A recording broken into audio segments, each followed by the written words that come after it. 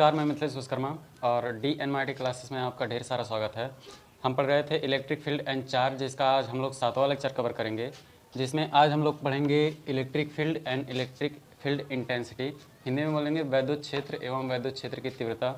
इसमें हम लोग जानेंगे कि कई सारे आवेश होते हैं, उनके कारण किसी एक आवेश पर या फिर किसी एक बिंदु आवेश पर विद्युत क्षेत्र कितना होगा, विद्युत क्षेत्र की तीव्रता कितनी होगी। तो अगर आप इस चीज़ को समझना चाहते हैं तो वीडियो को लास्ट तक देखिए और मेरे साथ बने रहिए, गारंटी है कि आपको समझ में आएगी। चलिए शुरू करते हैं। सबसे पहले हम देखेंगे वैद्युत क्षेत्र क्या होता है, उसके बाद फिर देखेंगे वैद्युत क्षेत्र की तीव्रता क्या होती है। आज हम सिर्फ इतना ही कवर करेंगे वैद्युत क्षेत्र।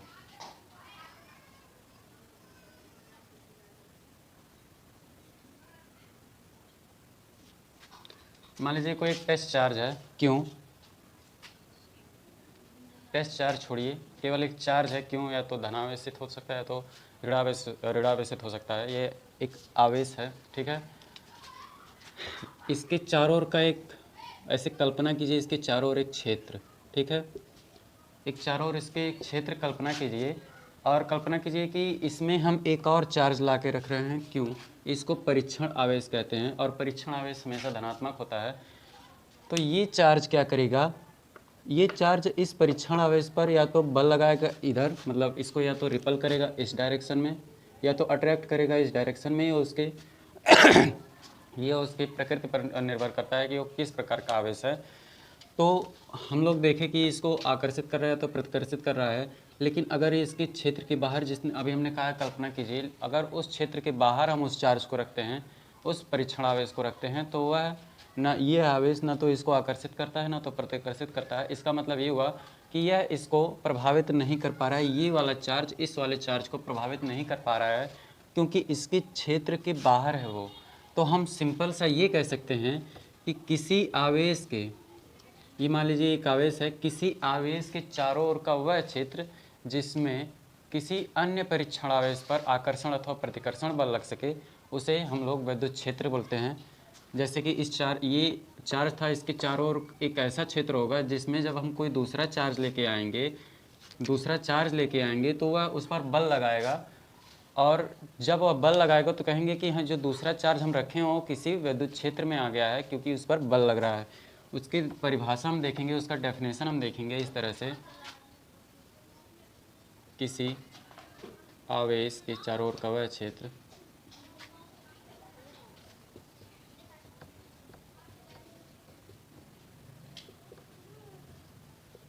जिसमें कोई अन्य आवेश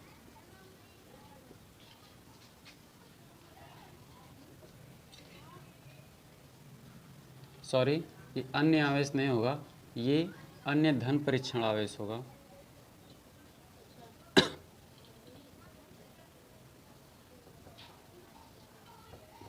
प्रभावित हो सके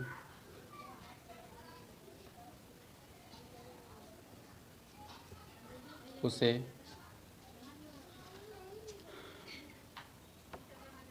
वैद्युत क्षेत्र कहते हैं।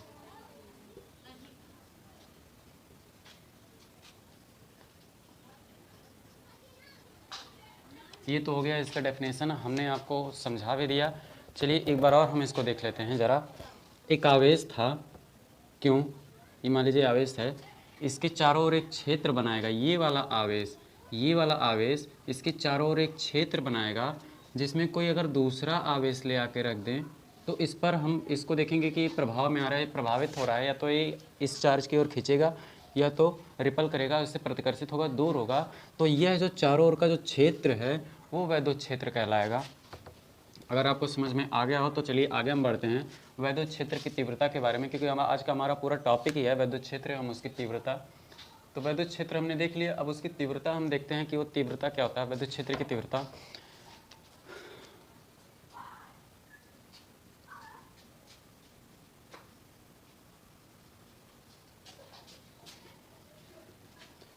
इलेक्ट्रिक फील्ड इंटेंसिटी बोलेंगे इंग्लिश में, इलेक्ट्रिक फील्ड इंटेंसिटी। हमने वैद्युत क्षेत्र के बारे में पढ़ा है, जब कोई आवेश होता है तो उसके चारों ओर एक क्षेत्र होता है, इसे वैद्युत क्षेत्र कहते हैं। चलिए हम वही चीज़ बनाते हैं और इसके चारों ओर का यह वैद्युत क्षेत्र हो गया, ठीक है। और वही चार्ज जो हम वैद्युत क्षेत्र को समझाने के लिए ला के रखे थे वही हम यहाँ पर भी रख रहे हैं, क्यू नॉट। ठीक है, तो ये वाला चार्ज इस पर बल लगाएगा तो उसे एफ से डिनोट करेंगे। ठीक है, और ये क्यू नॉट। ठीक है, तो किसी वैद्युत क्षेत्र में कोई चार्ज रखा गया, उस पर जो बल लग रहा है, इकाई बल लग रहा है, इकाई आवेश पर, इकाई धन परीक्षण आवेश पर जो बल लग रहा है उसे ही हम लोग कहेंगे वैद्युत क्षेत्र की तीव्रता। इसे ई से प्रदर्शित करते हैं। ठीक है, किसी वैद्युत क्षेत्र में उपस्थित, ये मान लीजिए इसे इस तरह से वैद्युत क्षेत्र है, उसमें अगर कोई हम इस तरह से टेस्ट चार्ज ला के रख दे तो उस पर जो बल लग रहेगा या तो इधर खींचेगा या तो इधर खींचेगा, ऊपर नीचे जिस तरह से उसका प्रकृति होगा आवेश का, जो बल लगेगा वही होगा वैद्युत क्षेत्र की तीव्रता।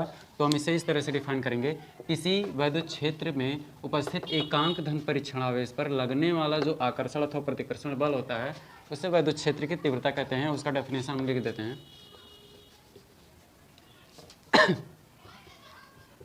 किसी वैद्युत क्षेत्र में उपस्थित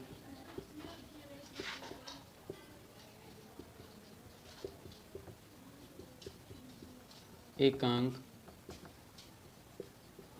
परीक्षण आवेश पर, एकांक धन परीक्षण आवेश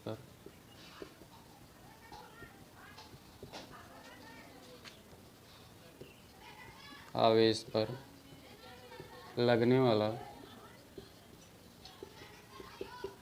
आकर्षण अथवा प्रतिकर्षण बल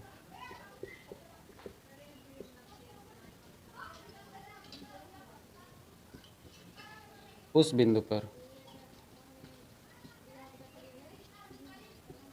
वैद्युत क्षेत्र की तीव्रता कहलाती है।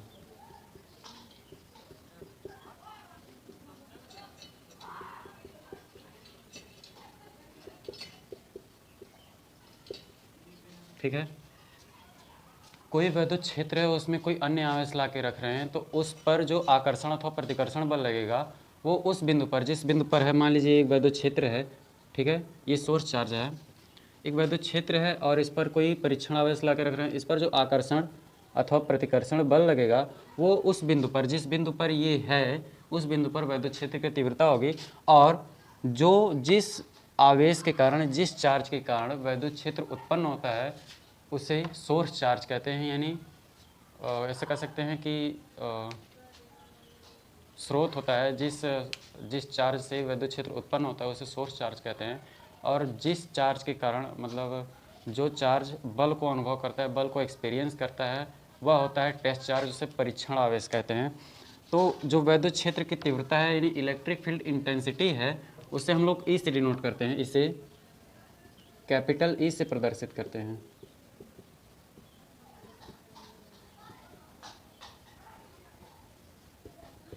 ठीक है, कैपिटल ई से प्रदर्शित करते हैं।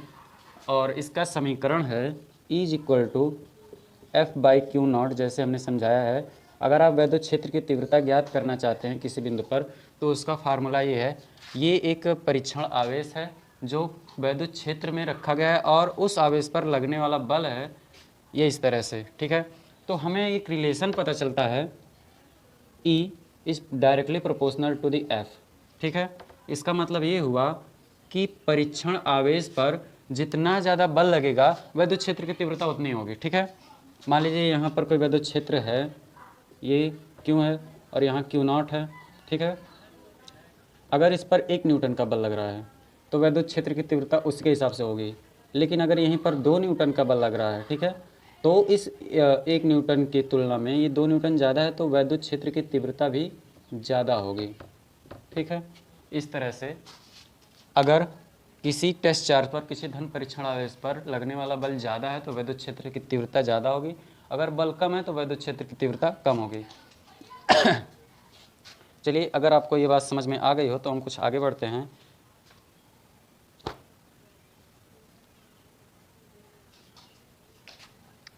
अगर आपको नोट करना है तो कर लीजिए।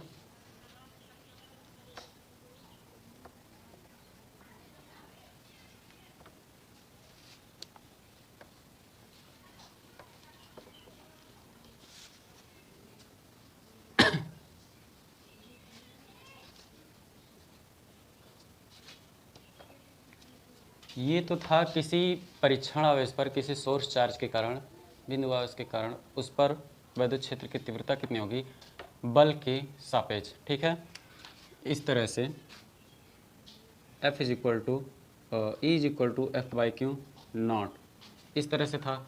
लेकिन यहाँ पर बल के रिस्पेक्ट में हम इस बल की जगह पे कुछ और रख के देखते हैं और इसका स्टैंडर्ड जो मान है उसे निकालते हैं। ठीक है, तो हम लोग लिखेंगे कि हम लोग जानेंगे कि अभी तक जाने हैं कि किसी परीक्षण आवेश पर जो बल लगता है उसके कारण जो विद्युत क्षेत्र की तीव्रता होती है वो क्या होता है। लेकिन अब बल के रिस्पेक्ट में नहीं, हम एक सोर्स चार्ज होगा, ठीक है, एक सोर्स चार्ज होगा क्यों, और एक दूसरा परीक्षण आवेश होगा जो उसे r दूरी पर होगा। तो इस सोर्स चार्ज के कारण इस बिंदु पर कितना बल लगेगा वो हम देखेंगे। ठीक है, तो उसके लिए हम एक डायग्राम बनाते हैं, एक फिगर बनाते हैं। यहाँ पर एक चार्ज हम रखते हैं Q और इसका नाम रखते हैं O। इससे R डिस्टेंस पर एक बिंदु है P जहाँ पर एक चार्ज रखा गया Q नॉट, एक धन परीक्षण आवेश है, और इनके बीच की दूरी, इसके और इसके बीच की दूरी R है। ठीक है तो हमें बिंदु P पर जो है विद्युत क्षेत्र की तीव्रता ज्ञात करनी है। हम लिख दे रहे हैं किसी बिंदु आवेश के कारण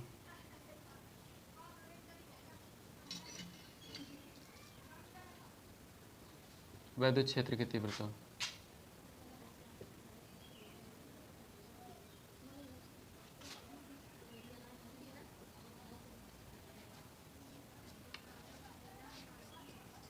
हमने पिछले समीकरण में देखा था कि विद्युत क्षेत्र की तीव्रता निकालने के लिए हमें बल का मान दिया हुआ होना चाहिए, हमारे पास बल का मान होना चाहिए। अगर बल का मान हमें नहीं दिया होगा तो हम विद्युत क्षेत्र की तीव्रता नहीं निकाल पाएंगे। अब हम ये फार्मूला जो ड्राइव करेंगे उसमें बल की कोई ज़रूरत नहीं, क्योंकि हम इसमें जो बल लग रहा है विद्युत क्षेत्र पे वो हम पहले ही से ही उसे कैलकुलेट करेंगे। तो दो आवेश जब हैं, इस तरह से दो आवेश हैं, तो इनके बीच में एक कूलम्बियन फोर्स लगेगा, एक आकर्षण अथवा प्रतिकर्षण बल लगेगा। दो आवेशों के बीच में जो लगता है हमेशा, जिसे कूलम्बियन फोर्स कहते हैं, आकर्षण अथवा प्रतिकर्षण बल कहते हैं, वही चीज़ लगेगा। तो मान लीजिए कि यहाँ पर क्यों है और इस बिंदु पर निकालना है। तो कूलाम के नियम के अनुसार सबसे पहले हम ये जानते हैं कि बिंदु P पर हमें जब इलेक्ट्रिक फील्ड यानी विद्युत क्षेत्र की तीव्रता निकालनी है तो हमें सबसे पहले इस बिंदु पर बल निकालना पड़ेगा। तब पहले हम बल निकालते हैं। तो कूलाम के नियम के अनुसार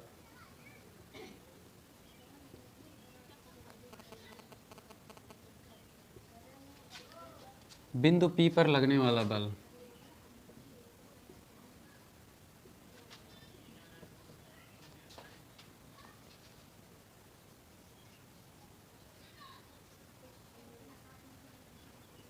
वाला बल जो होगा उसे F से डिनोट करते हैं और उसकी वैल्यू होती है 1/4 pi epsilon not Q1 into Q2 upon R square.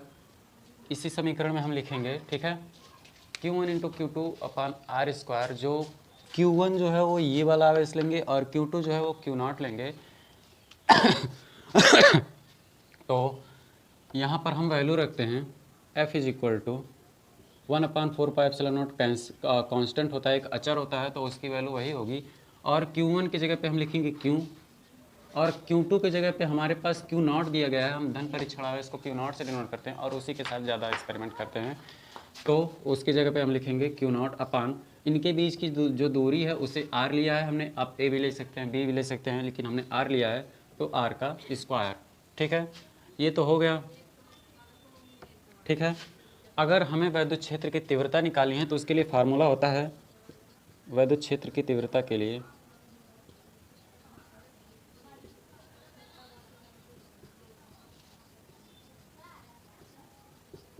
ये हो जाएगा E is equal to F by Q not. ये होता है विद्युत क्षेत्र की तीव्रता के लिए। ठीक है, इसमें हम मान रख देते हैं। ठीक है, इसको मान लेते हैं समीकरण 1 और लिखते हैं समीकरण 1 से। समीकरण 1 में 1 से जब f का मान निकाल के इस समीकरण में रखेंगे तो हमें मिलेगा E is equal to 1/4 pi epsilon not into Q1 Q not actually वो Q1 नहीं है, केवल Q है, और आर स्क्वायर की जगह पे तो आर स्क्वायर ही है। ये तो हो गया F की वैल्यू। अब नीचे है Q0, ठीक है। ये Q0 यहाँ से ऊपर जाएगा और इस Q0 से यहाँ ये वाला Q0 कैंसिल हो जाएगा। तो हम लिख सकते हैं E is equal to 1/4πε0 Q upon R square, ये इस तरह से। और अब जो समीकरण निकल के आया हमारा बना है वो वैद्युत क्षेत्र की तीव्रता का एक मानक रूप है, ठीक है। एक्चुअली मानक रूप तो यही वाला था, इज इक्वल टू F/Q, लेकिन हमें इसमें वैद्युत क्षेत्र की तीव्रता निकालने के लिए बल की ज़रूरत थी, लेकिन इसमें हमें वैद्युत क्षेत्र की तीव्रता अगर निकालनी है तो बल की कोई ज़रूरत नहीं है। और इसमें देखिए जो परीक्षण आवेश है, एकांक घन परीक्षण आवेश है, उसकी वैल्यू हमें चाहिए होगी, लेकिन यहाँ पर केवल उस आवेश की वैल्यू हमें चाहिए होगी जिसके कारण वैद्युत क्षेत्र की तीव्रता उत्पन्न हो रही है। तो ये फार्मूला जो है वो इम्पॉर्टेंट है, आपको इसे याद करना पड़ेगा, ठीक है। और ये वाला टॉपिक तो यहीं ख़त्म हो गया। और टॉपिक था किसी परीक्षण आवेश के कारण किसी बिंदु पर वैद्युत क्षेत्र की तीव्रता। लेकिन अब हम देखेंगे ये तो केवल एक बिंदु आवेश था और दूसरा परीक्षण आवेश था। अब हम लोग देखेंगे कि ढेर सारे जब चार्जेस हैं, मतलब ढेर सारे आवेश हैं, तो उन ढेर सारे आवेशों के कारण जो वैद्युत क्षेत्र की तीव्रता होगी किसी एक बिंदु पर वो कितनी होगी, अब हम वह देखेंगे। तो अगर आपको नोट करना है तो कर सकते हैं पोस्ट करके, या तो स्क्रीनशॉट ले लीजिए।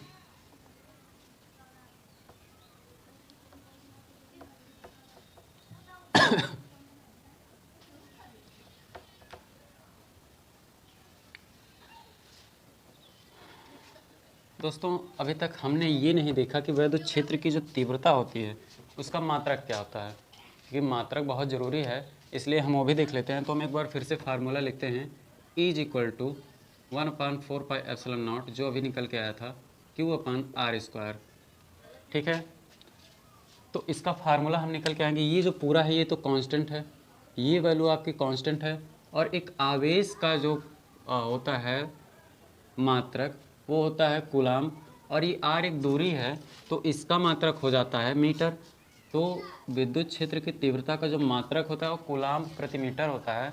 आप इस बात को ज़रूर लिखिएगा, क्योंकि आप जब न्यूमेरिकल लगाते हैं तो वहाँ पर मात्रक लिखना, आंसर का मात्रक लिखना, विद्युत क्षेत्र का मात्रक लिखना बहुत ही ज़रूरी होता है। अगर आप उसे नहीं लिखते हैं तो एग्ज़ाम में आपका नंबर कट जाएगा, ये तो पक्का है। ज़रूरी नहीं है कि यहीं पर जब कोई भी क्वेश्चन लगा रहे हो आप तो उसका मात्रक अगर नहीं लिखते हैं तो आपका क्वेश्चन गड़बड़ हो सकता है।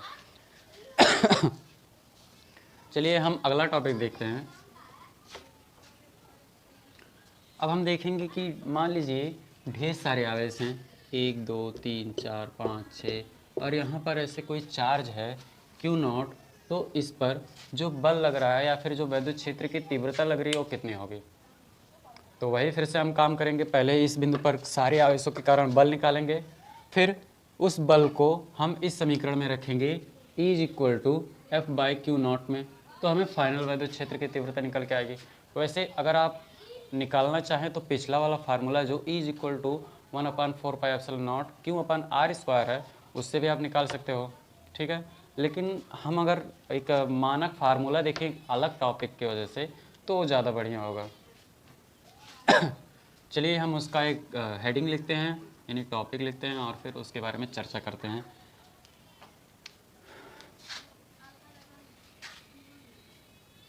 कई आवेशों के कारण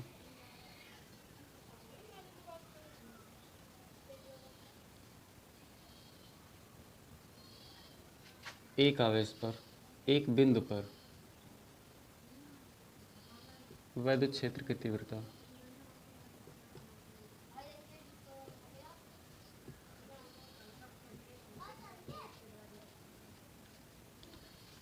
ठीक है। तो हम एक इसमें भी फिगर बनाएंगे और हम उस फिगर के ज़रिए समझेंगे बहुत ही बेहतर तरीके से। मान लीजिए कोई टेस्ट चार्ज है Q0, ठीक है। एक चार्ज यहाँ है, एक चार्ज यहाँ है, एक यहाँ है और एक यहाँ है। माना n बिंदु हैं, ठीक है, n बिंदु Q1 Q2 Q3 Qn, ठीक है। माना n बिंदुओं के कोई चार्ज हैं,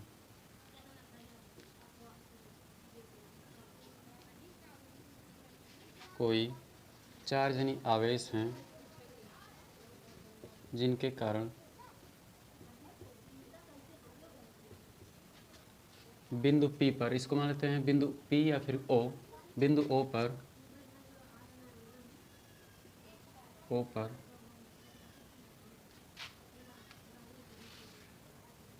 विद्युत क्षेत्र की तीव्रता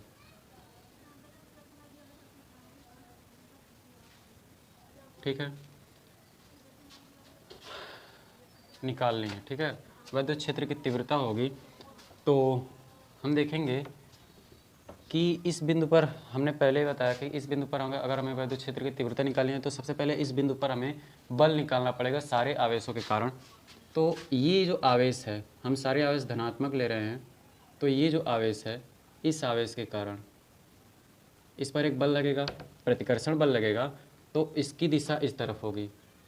ठीक है, उसे हम F1 से लिखेंगे क्योंकि Q1 की वजह से Q0 पर बल लग रहा है, और यहाँ पर उत्पन्न जो विद्युत क्षेत्र की तीव्रता होगी इसे E1 से लिखेंगे। ठीक है, और इनके बीच की दूरी तो लिखना इंपॉर्टेंट है क्योंकि कूलम्बियन फोर्स जब हम निकालते हैं तो उनके बीच की दूरी बहुत महत्वपूर्ण होती है। तो इनके बीच की दूरी हम मान लेते हैं R1 है। ठीक है, और इसी तरह से इनके और इनके बीच यहाँ पर भी बल लगेगा, इस आवेश के कारण इस आवेश पर जो बल लगेगा वो इस डायरेक्शन में लगेगा, और इसे F1 से F2 से हम डिनोट करेंगे, और यहाँ पर जो विद्युत क्षेत्र की तीव्रता होगी वो E2 होगी। ठीक है, और इसी तरह से F3 और F से लेके N तक चला जाएगा। ज़रूरी नहीं है कि 4 ही आवेश हों, बहुत सारे आवेश हो सकते हैं, इसलिए हम Fn तक ले गए हैं। तो यहाँ E3 लगेगा और F3 लगेगा, और इसी तरह से यहाँ पर Fn लगेगा और En लगेगा। ठीक है,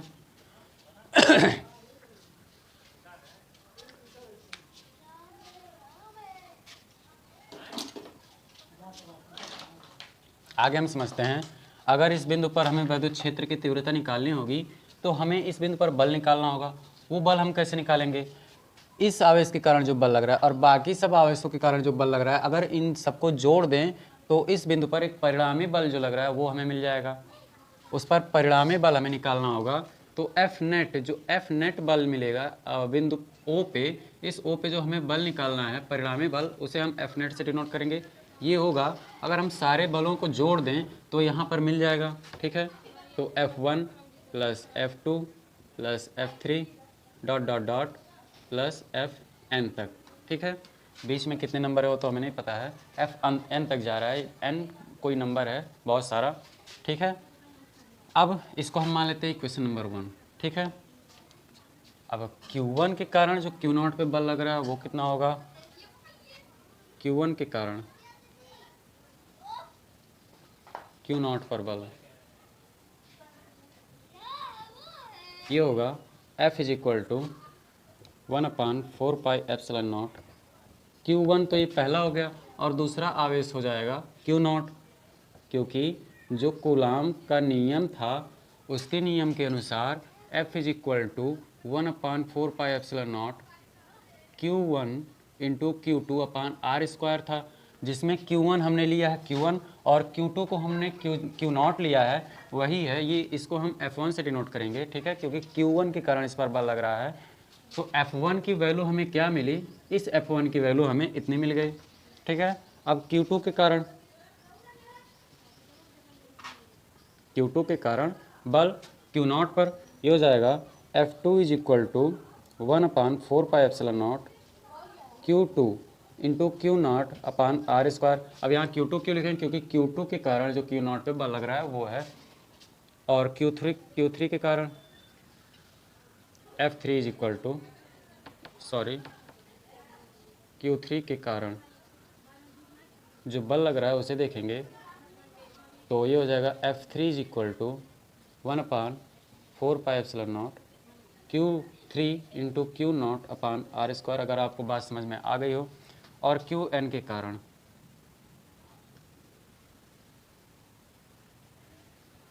Fn is equal to 1/4πε0 Qn into Q0/r²। और यहाँ पर हम r की वैल्यू देखिए, हम माने थे R1 और Q2 और Q0 के बीच की दूरी हम R2 मान लेते हैं, यहाँ R3 मान लेते हैं और यहाँ Rn मान लेते हैं, क्योंकि ज़रूरी नहीं है कि सारे आवेश एक दूसरे से निश्चित दूरी पर रखे हों, इस बिंदु O से निश्चित दूरी पर रखे हों। दोनों सारे आवेशों की जो बीच की दूरी है वो अलग अलग हो सकती है। इस वजह से हम यहाँ R1, R2, R3 मान लेते हैं। तो हमें यहाँ भी पुट करना पड़ेगा R1 का स्क्वायर, R2 का स्क्वायर, R3 का स्क्वायर और Rn का स्क्वायर। ये अगर आपको बात समझ में आ गई हो तो हम लिखेंगे समीकरण 1 से जो सारे बल निकल के आएंगे वो कितने होंगे। समीकरण 1 से अगर हम समीकरण 1 में सबका मान रख दें F1, F2, F3 dot dot dot F1 का, तो हमें परिणामी बल मिल जाएगा। तो F नेट हो जाएगा, F net is equal to, ये अब देखिए 1/4πε0, 1/4πε0, 1/4πε0 कॉमन है सब में, तो हम सब में एक साथ कॉमन कर लेते हैं। ठीक है, 1/4πε0 सब में है, क्योंकि हम यहाँ पर F1, F2, F3 की वैल्यू रखेंगे और 1/4πε0 कॉमन हो जाएगा। आप अपने कापी पे करके देख लीजिएगा, क्योंकि वीडियो अगर ज़्यादा लंबा हो जाएगा तो दिक्कत होगी।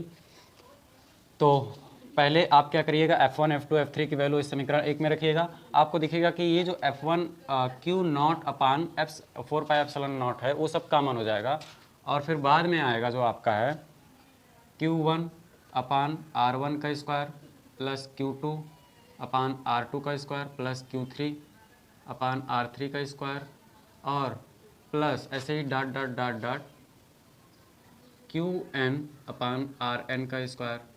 ठीक है, ये तो हमें मिल गया विद्युत क्षेत्र की परिणामी बल। ठीक है, ये हमें बिंदु O पर एक परिणामी बल निकल गया। अब हम देखें कि अगर हम इसको और बेहतर तरीके से लिखें तो F नेट जो होगा, ये F नेट है, F नेट जो होगा ये इक्वल के होगा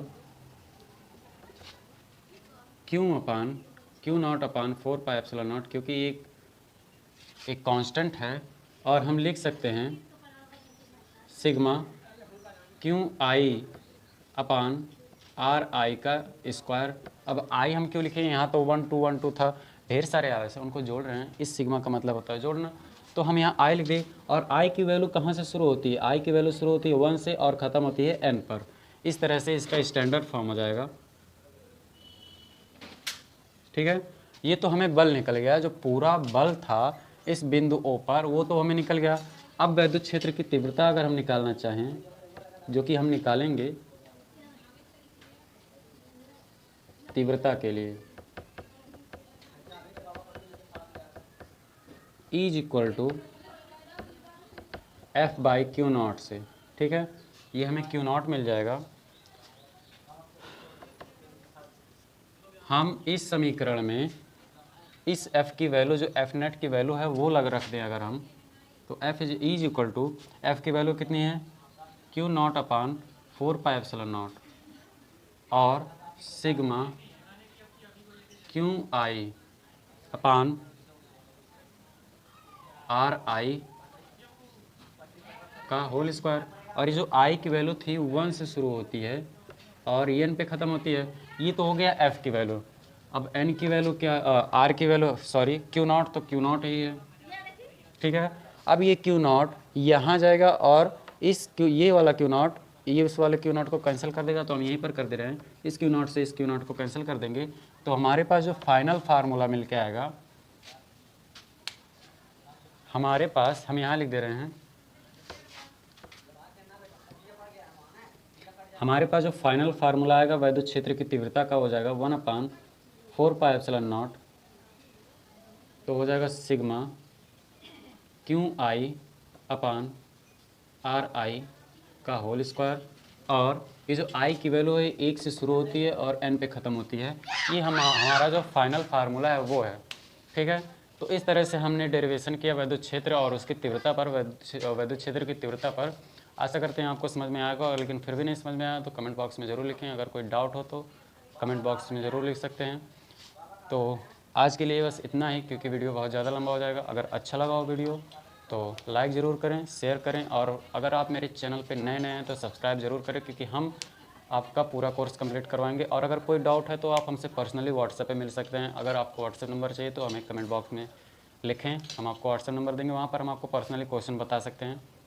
तब तक के लिए धन्यवाद, नमस्कार।